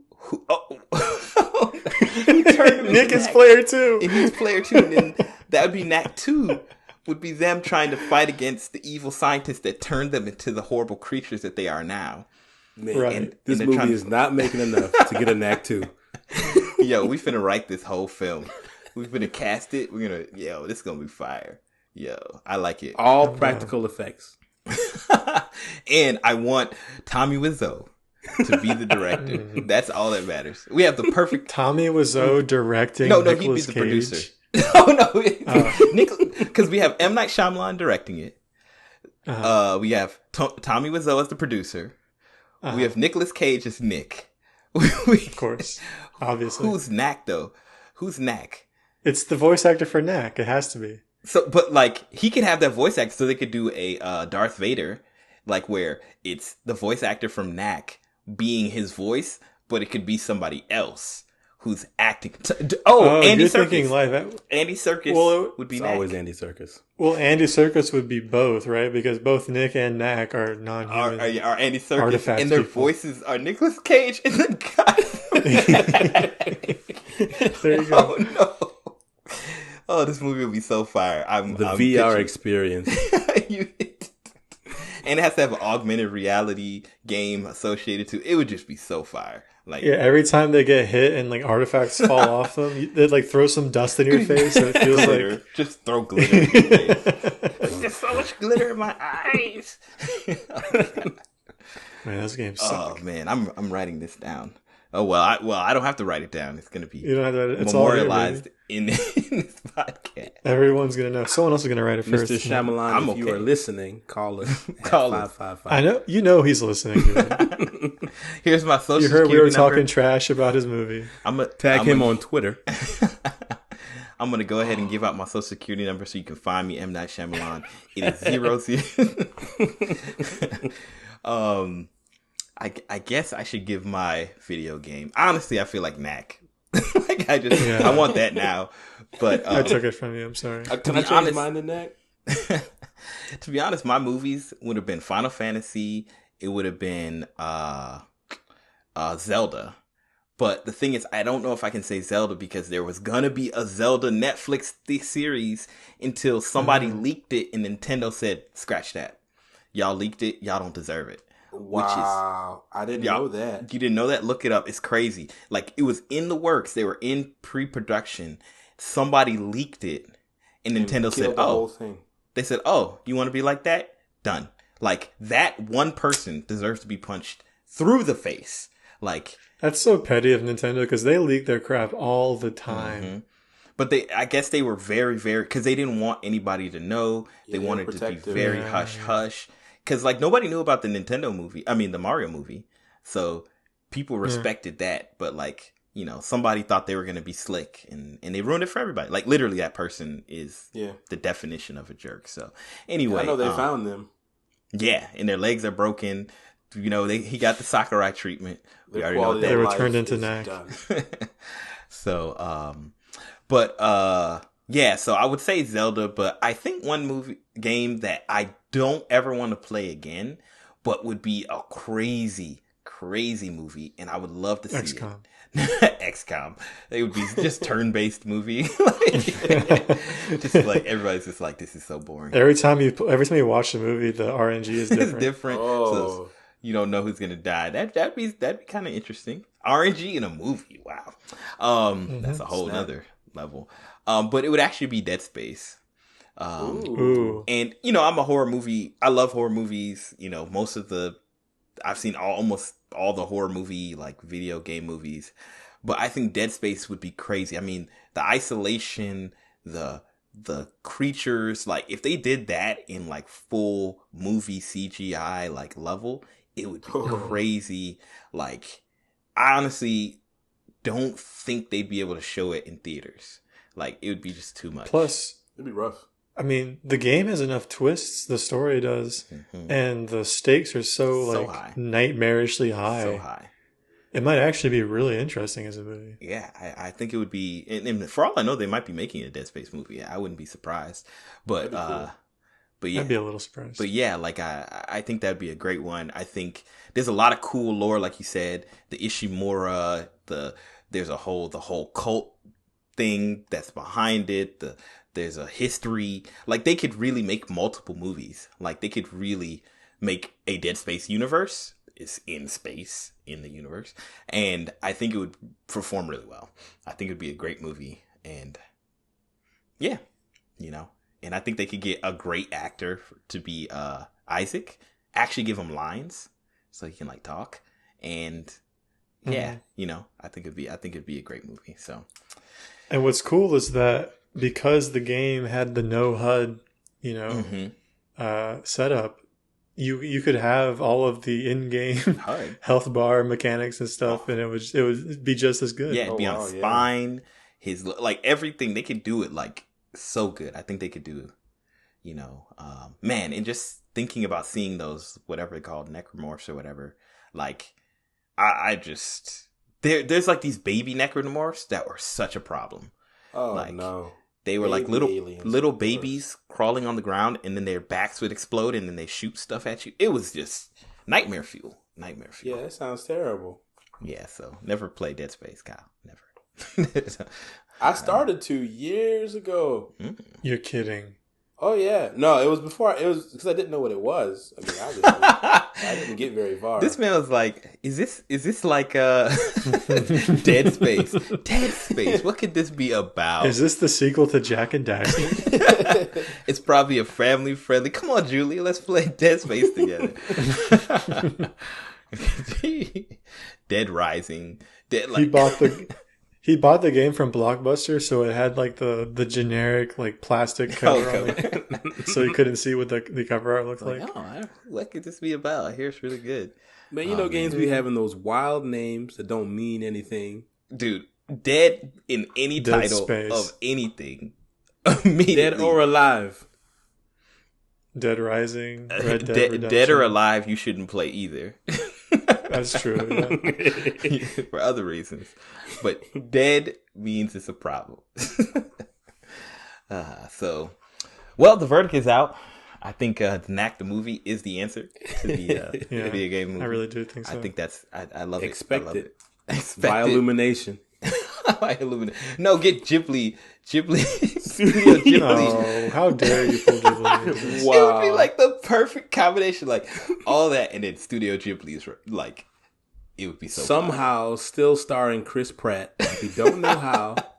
He doesn't have a role in the movie. Oh man, Chris. His name is there. But His name is there. Oh, Starring man. Chris Pratt in spirit. Oh, Chris Pratt is Mini Knack.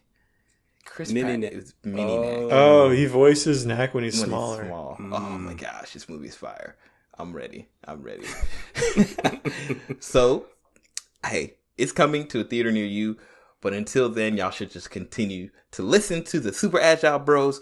Welcome to 2022. We coming with that fire. We're coming with that greatness. And we're so happy to have you guys. Once again, thank you, Kyle, for joining us today. Thank you, Married Steve. Yes, Married Steve. The boy Married. We got to have a whole episode on being married. A whole. We got a new last name. No, we got to have like a real heart-to-heart married talk.